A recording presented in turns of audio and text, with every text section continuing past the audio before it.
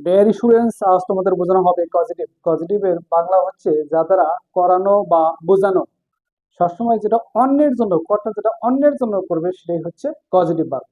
এবার আমরা দেখে আসি যে পজিটিভ ভার্ব এবং সিম্পল ভার্বের মধ্যে দুইটার মধ্যে পার্থক্য কি বা ডিফারেন্স কতটুকু আমরা একটু দেখে আসি। Dear students, positive verb, simple verb. 1 number, show মানে দেখানো, যেটা অন্যের জন্য কর্তা যেটা অন্যের জন্য করে সেটা হলো শো, দেখানো, অন্যের জন্য দেখায়।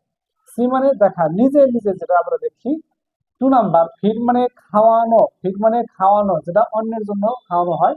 ইট মানে খাওয়া, নিজে।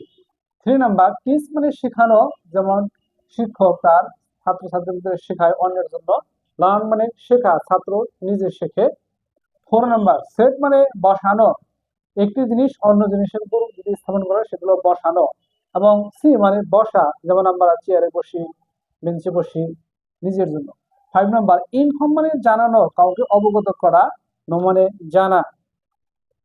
6 নাম্বার, রিমাইন্ড মানে স্মরণ করিয়ে দেওয়া, রিমাইন্ড মানে স্মরণ করে দেওয়া অন্যকে, যেটা রিমেম্বার মানে স্মরণ করা, যেটা আমরা নিজে নিজে স্মরণ করি।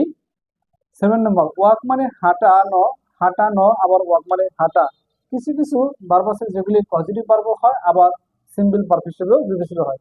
ওয়াক মানে হাঁটানো, যেমন মা তার শিশুকে হাঁটানো শেখায় বা হাঁটায়, এবং ওয়াক মানে হাঁটা। 8 নাম্বার, ফ্লাই মানে উড়ানো, যেমন কেউ ঘুড়ি উড়ায়, এবং উড়ানো, উড়ানো, ছেলেমেয়েরা ঘুড়ি উড়ায়।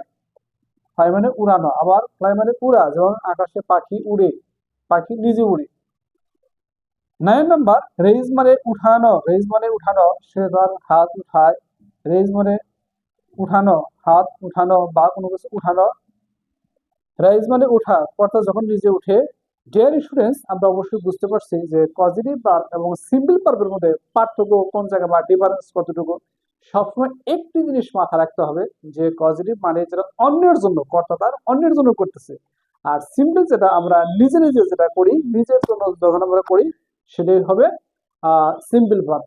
তো ডিয়ার স্টুডেন্টস, এই ধরনের ভিডিও ক্ষেত্রে তোমরা অবশ্যই দেখতে থাকো।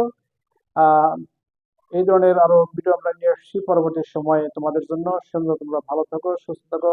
Thank you all. তো যাওয়ার আগে অবশ্যই বলে যাচ্ছি, যদি ভিডিওটি তোমাদের ভালো লেগে থাকে অবশ্যই কমেন্ট, শেয়ার, লাইক, অবশ্যই তোমরা লাইক দিবে। ওকে, থ্যাংক ইউ সো মাচ।